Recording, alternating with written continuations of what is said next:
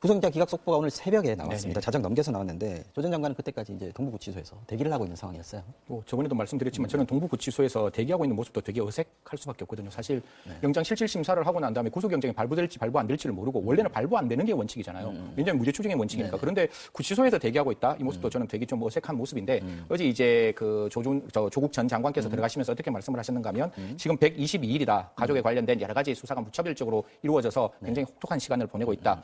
정말 제대로 된 법리에 맞추어서 이렇게 결론을 내려줬으면 좋겠다. 그렇게 희망한다라고 나왔는데 결국 이제 어제 1시 정도에 나와 있는 그 법원의 영장에서는 첫 번째 도망할 우려가 없다. 증거인멸의 우려도 없다. 그다음에 주거가 일정하다. 세 가지 요건을 정확하게 말을 하면서 영장을 기각했습니다. 네. 보통은 짤막하게 한두 줄 나오는데 아까 말씀하신 거 외에도 좀 길게 지금 설명을 했습니다. 판사가요. 그렇습니다. 여러 가지 얘기를 결정문에 적어놨었어요. 그래서 이제 특히 범죄가 어느 정도 소명이 됐지만 그러니까 그동안의 수사 진행 경과를 비춰봤을 때 지금 비록 부인은 하고 있지만 이미 수사가 잘 진행이 됐기 때문에 범죄 증거를 인멸할 우려가 없다라고 해서 사유관을 꼽았고 두 번째로 이제 도망할 우려가 없다는 부분에 있어서는 이게 지금 판결문의 내용의 일부를 딴 것인지 죄를 지었다는 건지 안 지었다는 건지 좀 혼돈스러울 정도로까지 뭐 법치주의가 후퇴했다라는 정도로 굉장히 상당히 심각하게 범죄가 있다라고 발생을 한 것처럼 얘기를 했다가도 나중에 뒷부분에서는 그때 범행 당시에 지금 유죄수에 대한 인식이라든가 아니면 또 개인적인 이익을 추구하려고 이런 것을 한 것도 아니다라고 하면서 또 범죄가 중대하지 않다. 그러니까 범행 당시라는 표현이 또 들어가 있는 것도 지금 영장 단계이기 때문에 이게 죄를 지었다 안 지었다를 따지는 게 아니거든요. 표현이 좀 이게 왜 이 영장 기각 결정서에 이런 표현이 들어갔지? 심지어 또 이제 일부 약간 혼선을 추고 또 빚기도 했던 게 이 기각 사유를 언론에 기자들을 향해서 보낸 내용하고 또 검찰에 보낸 내용이 좀 달랐어요. 다르면서 그게 죄질이 나쁘다라는 죄질이 좋지 않다라는 표현이 언론에 보낸 거에는 그게 들어가 있는 바람에 많은 언론들에서 그걸 뉴스로 쓰면서 죄질이 좋지 않다라고 했다라고 했는데 이 죄질이 좋지 않다는 것은요 범죄가 성립됐다는 걸 전제로 쓸 수 있는 얘기입니다. 그렇죠. 근데 지금 판결문 선고할 때 유무죄 판단이 안 나온 상황에서 죄질이 좋지 않다라는 표현을 썼다라는 것 자체가 사실 읽기 어려운 일인데 이게 영장 전담 판사의 표현인지 아니면 공보 판사의 표현인지 이게 부분이 좀 명확치는 않은 상황인 것 명확치는 같습니다. 않습니다만은 어느 쪽에서 했던지 간에 법원에서 나와서는 안 될 표현들을 쓴 거죠. 자, 하나하나 좀 짚어보겠습니다. 아까 뭐 흔히 나오는 표현입니다. 영장이 기각될 때 도주의 증거인멸이나 도주의 우려가 없다라는 표현을 많이 쓰지 않습니까? 오늘 이번에도 이 표현이 나왔는데 이 부분에 좀 짚어주시죠. 이건 당연히 이제 형사소송법 70조에 나와 있는 내용이죠. 범죄 사실의 소명이 있고 그다음에 범죄 사실의 소명은 영장을 발부하기 위한 요건이고 그러니까 발부된 영장이 기각되기 위해서는 이 사람이 주거가 일정하고 도망할 우려가 없고 증거인멸의 우려가 없으면 영장을 기각하는 건데 이제 법원에서는 세 가지를 다를 부정하면서 당연히 주거는 일정하겠죠. 그거야 뭐 당연히 일정한 것이고 두 번째 이제 증거인멸의 염려가 없다라고 이야기를 하면서 무슨 이야기를 하는가 하면 지금까지 여러 가지의 광범위한 수사가 이루어졌기 때문에 그 부분에 대해서 굳이 증거가 인멸될 필요가 있겠느냐. 증거 인멸되지 않는다. 인멸할 증거가 남아있지 않다. 그러니까 뭐 충분히 지금까지 다 봤으니까요. 그리고 마지막에는 사실 이게 이제 도망할 우려가 있는 데에 대한 판단을 하는데 기본적으로 뭐 개인적인 이익을 도모했는 것도 아니고 그다음에 배우자 일방이 지금 구속되어 있는 상황 그리고 변호사님 말씀 주셨다시피 여러 가지 유죄소와 관련된 기본적인 어떤 사실관계가 확인되었고 그 부분에 일정 부분 처리가 되었기 때문에 그런 점을 고려한다면 범죄의 중대성도 인정할 수 없어. 결국 도망은 우려도 없다. 이렇게 이야기를 하면서 영장을 기각했습니다. 범죄 혐의는 소명됐다라고 얘기를 했고 범죄의 중대성은 인정할 수 없다라고 얘기를 했습니다. 이 차이점이 좀 있을 것 같습니다. 그렇습니다. 이제 소명이라고 하는 거는 이제 실제 재판에서 유죄냐 무죄냐를 정할 때는 이렇게 생각하시면 될 것 같습니다. 이 의심의 여지 없을 만큼 이 사람이 죄를 지었다라는 거고 소명의 정도는 그보다는 조금 덜 정도가 약한 측면입니다. 그러니까 이 정도라면 한번 죄를 지었다 의심해 볼 만하다. 그러니까 검찰이 수사를 할 정도는 된다는 검찰이 거죠. 수사를 해서 재판에 넘겼고 재판에 한번 따져보자. 정도. 재판을 따져볼 정도로까지 충분히 어느 정도 그 정도의 장도의 단계 약간 좀 의심이 강하게 든다 죄를 지은 걸로 이런 정도로 생각을 하시면 될 것 같고요. 이제 중대성 여부는 실제 이게 만약에 유죄라고 할지라도 정말로 처벌의 정도에 있어서는 그렇게 크게 뭐 이러진 않을 것 같다라는 정도의 어떤 판단이라고 보면 되는데 여기서는 또 이번 영장 기각을 하면서는 중대성이 있어 보이진 않기 때문에 또 영장을 기각한다라는 기각사유안으로 뒷받침을 하고 있거든요. 그 얘기도 되나요? 만약에 이제 재판에 가가지고 유죄 판결이 났는데 그래서 이거 벌금 정도예요라고 하면 그 정도로 구속하지는 않잖아. 그렇죠. 이런 얘기인가요? 처벌이 중한 범죄는 아니다. 이런 얘기. 어느 정도 그렇게도 볼 수 있는 여지를 두고 있습니다. 구속을 할 만큼 중대한 사유다가 아니다라고 했는데 근데 아까 말씀드렸다시피 앞부분에는 법치주의를 후퇴시켰다라는 식의 또 표현을 쓰고 맞아요. 있단 이건 말이에요. 검찰의 영장에 표현되어 있는 표현하고 같은 표현이라고 그러니까요. 하더라고요. 그러니까 법치주의를 위반했다라는 정도라면 고개를 끄덕이겠지만 후퇴시킬 정도의 범죄면 중대한 범죄라고 생각이 쉬운데 뒤에는 또 중대성이 있지는 않다라고 했습니다. 이번 판결문을 보면서 제가 되게 좀 당황스러웠던 게 이건 그냥 정말 개인적이고 정말 개인적인 생각입니다. 판사 두 분이 적으셨나? 영장을? 이게 앞뒤 순위일관하지가 전혀 않아요. 그러니까 앞에 증거인멸의 우려도 범죄가 소명되었고 일정 부분 조국 장관이 범죄 사실의 어떤 경위와 사실을 부정하고 있다. 이러면 규범적으로 증거인멸의 염려가 있어야 되는데 그 다음 단계 증거인멸의 염려가 없다 그러고 사실 도망한 우려에서도 굳이 그럴 필요가 없는데 뭐 법치주의를 후퇴시키고 그 앞에 권력을 남용하여 감찰을 중단해서 법치주의를 후퇴시키고 우리 국가의 사법 정의를 무너뜨렸다는 형식으로 적으면서 마지막 뒷부분에서는 범죄의 중대성이 없다라고 이야기하기 때문에 앞에 지금 앞에 표현은 굉장히 중대해 보이는데. 예. 그러니까 주무시고 난 다음에 다시 적으셨나? 뭐 이거는 정말 저 개인적인 소박한 생각이 혹시 뭐 권 판사님에 대한 그 비난의 의중은 전혀 없는데 의아하다라는 예, 표현이군요. 굉장히 좀 의아한 판결입니다.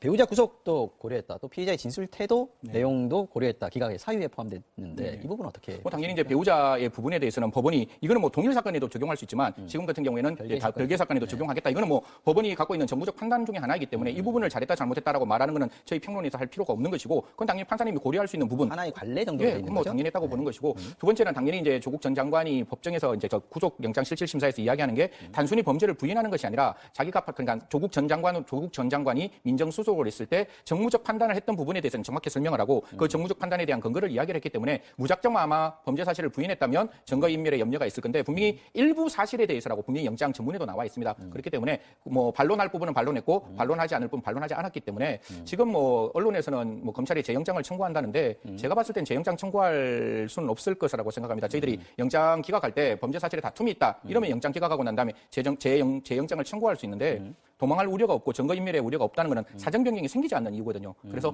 혹시 다른 사건과 병합하지 않는 이상 지금 이 사건으로서는 이대로 영장을 재청구하지 않고 그냥 불구속 상태에서 기소하지 않을까 이렇게 생각을 하고 있습니다. 같은 생각이세요? 뭐 이제 한 가지 이제 아까 배우자 부분은 사실 뭐 문평에서 굳이 얘기할 까지 없다고도 말씀하셨지만 약간 이례적이긴 해요. 왜냐하면 이제 관례 우리가 불문율로 같은 범죄 같은 경우에 있어서 배우자가 구속됐을 경우는 같이 구속 안 시키는 게 아버지와 일반적이다. 아들도 같이 구속 뭐 안 이런 시키고. 식으로 얘기를 하긴 합니다만 뭐 예외도 있습니다. 그런데 이거를 기각사유에 또 적는 경우는 또 잘 없거든요.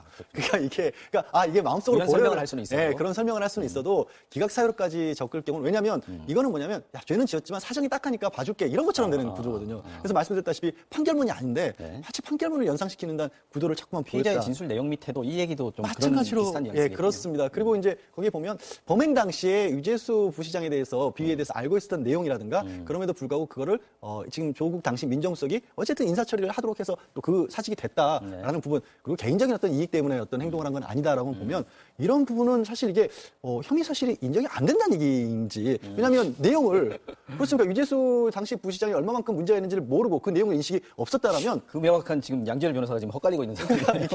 이게 직권남용할 이유가 없어지는 거잖아요, 사실은. 그 사람이 비리를 저질렀다는 것을 명확하게 모르고 있으면 왜 직권남용을 하겠습니까? 그리고 마지막 부분은 이제 개인적 이익이라는 부분도 이런 겁니다. 직권남용이라는 걸 판단하기가 참 어렵기 때문에 결국 어떤 걸 결부시키는 경우가 많습니다. 왜 권한 범위 내에서 여러 가지 일을 할 수 있는데 그 사람이 남용을 했다라고 판단하냐면 사적인 이익을 추구했다거나 정권의 눈치를 봤다거나 이런 것들 때문에 하는 건데 이것도 사실 영장에는 굳이 들어갈 사유가 아니기도 할 뿐더러 그런 것들도 없는데 그럼 왜 범죄를 혐의가 소명됐다고 하느냐 이런 부분들도 사실 상당히 배치되고 있어서 전반적으로 좀 많이 혼란스럽습니다. 알겠습니다. 아까 승현님께서는 재청구 가능성 좀 낮게 보셨는데 양 변호사님은 어떻게 보세요? 저도- 지금 범죄 혐의는 소명됐다고 하니까 근데 중대성 인정 안 된다고 하니까 조금 더 보강 수사를 하면 중대성을 좀 키울 수 있는 거 아니냐? 그러면 재청구할 수 있는 거 아니냐? 이런 생각도 하는데. 그거는 아니죠. 그건 아닐 것 같습니다. 저도 마찬가지로 재청구 가능성이 좀 떨어진다고 보이는 게 예를 들어서 뭐 뇌물죄가 지금 5천만 원인데 한 1억 정도 되는 것 같다라면 보강을 해서 재청구할 수 있겠지만 이건 직권남용 권리행사 방해 딱 사실관계가 검찰에서 주장하는 사실이 딱 명확하지 않습니까? 그걸 했느냐 안 했느냐의 문제이기 변하지 때문에 않기 때문에. 그게 변하지 않기 때문에 이 상황에서 이미 판사가 혐의 소명됐지만 난 기각한다라고 했으면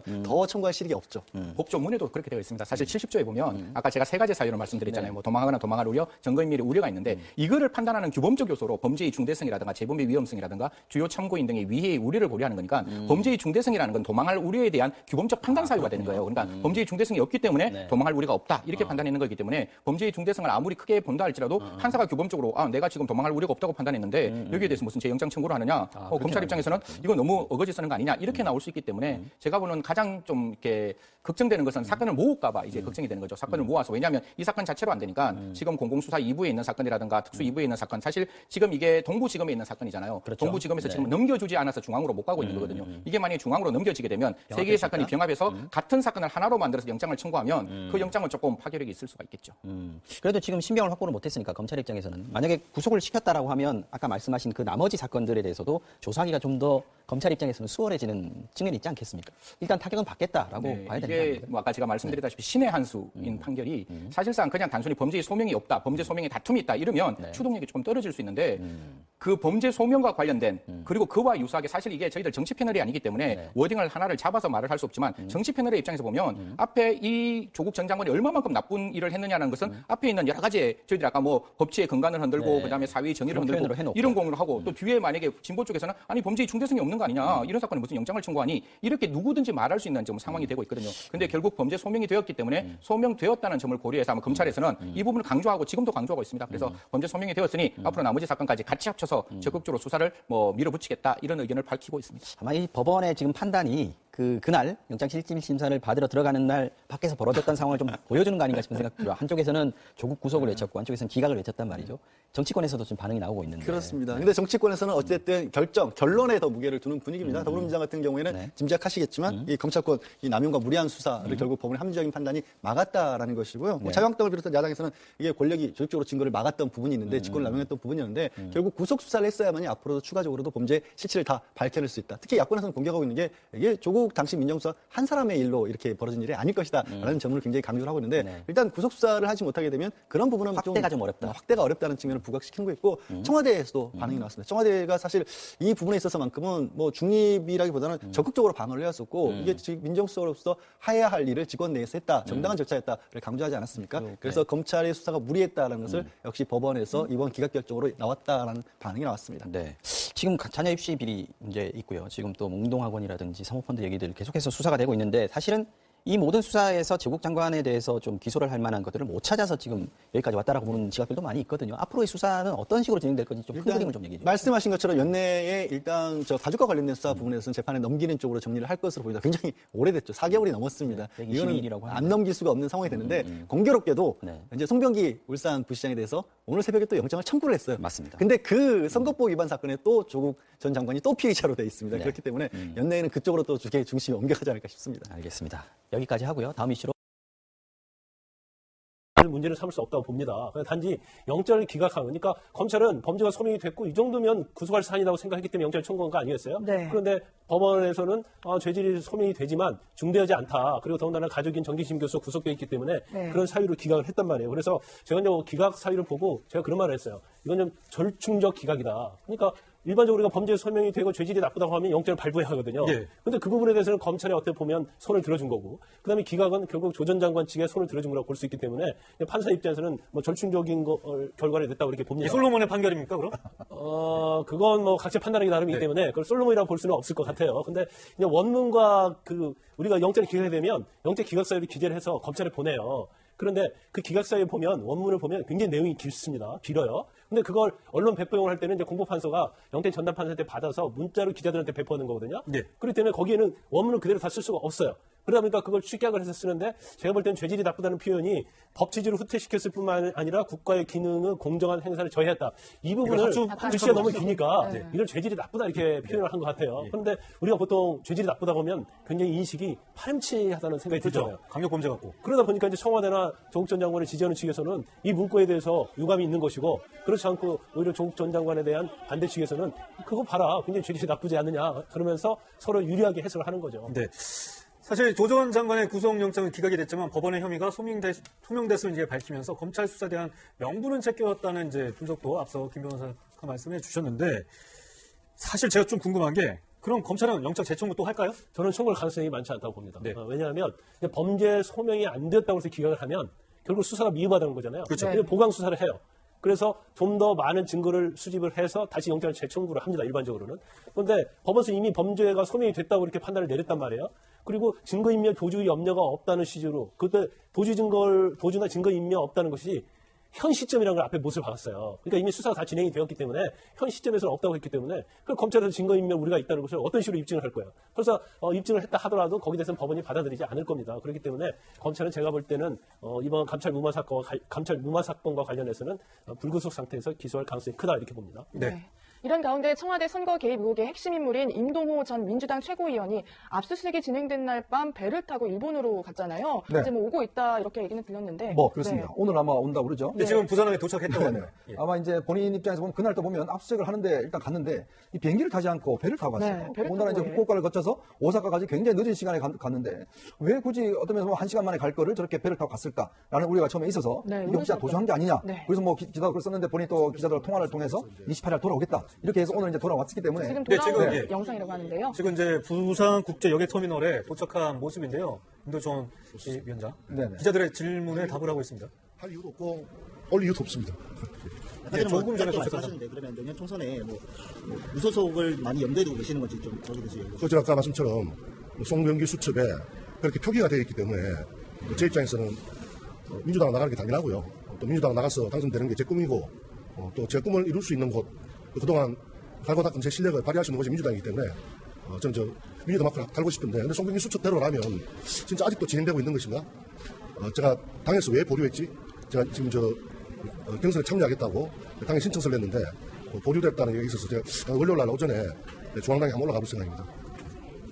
그 송병기 수첩 속의 내용들이 송초로의 그냥 전략으로만 보시는 건지 아니면 실제 그 선거 개입이 그게 청와대인지 그렇게 단정 지을 수는 없죠. 어쨌든 선거 개입이 있었다고 보시나요? 저는 송병기 수첩을 읽어봤을 뿐 그리고 내용은 굉장히 악의적이고 그리고 이해할 수 없는 부분이 있었는데 제가 검찰 앞에 가서 다 설명을 드렸기 때문에 그 부분에 대해서는 송병기 씨한테 만나서 물어보고 싶습니다. 왜 그랬는지. 개입이 있었다고 보시는 거네요. 개입이 있었다고 그 송병기 수첩대로라고 하면 아까 말씀처럼 굉장히 악의적이고 있을 수 없는 선거 전략이기 때문에 제가 기회가 되면 만나서 물어보고 싶습니다. 네. 중앙당에 뭐 하고 싶은 말이 있으시는 거예요? 저 민주당으로 20년을 지내 보내왔고 또 민주당 당원으로서 단 한 번도 당의 명령에 거부한 적이 없습니다. 그래서 저는 민주당을 출마하고 싶고 민주당에서 제 뜻을 펼치고 싶은데 이렇게 지금까지 계속 냈던 소리 아무 문제가 없었는데 왜 이번에 보류를 하는 것인지 송병기 수첩 기록대로 네. 그렇게 진행되고 있는 것인지. 알겠습니다. 지금 조금 전 임동훈 전 최고위원 부산항으로 이제 12시쯤에 이제 입국을 했습니다. 이현정 의원님, 네. 지금 내용